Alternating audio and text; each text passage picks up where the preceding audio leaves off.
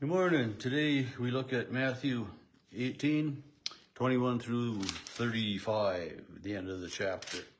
And this part of the chapter deals with forgiveness.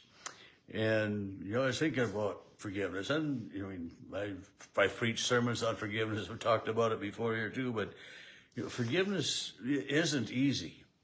Sometimes, for a little thing, it doesn't seem to take too much. Somebody does something and they say, I'm sorry, and you say, it's all right, forgive you.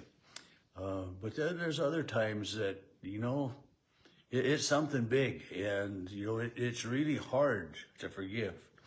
And sometimes maybe one person does things over and over and over again. It's kind of the same things, and it's hard. And, so Peter's question is, Lord, if another member of the church sins against me, how often should I forgive? And it's interesting, he asks how many times a member of the church, so it's a reminder that, it isn't just those other people that sin, but the members of the church, each and every one. It doesn't matter if you're Christian, if you're atheist, if you're Buddhist, if you're whatever. We all sin.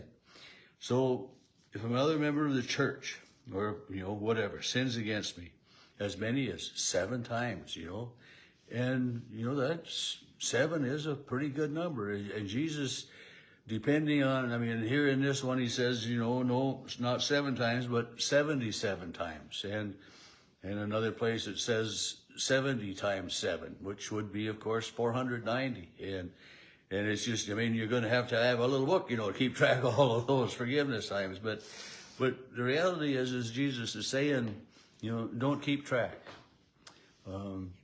But for the most part, too, if someone continually is doing something against you, we're better off to walk away from that person.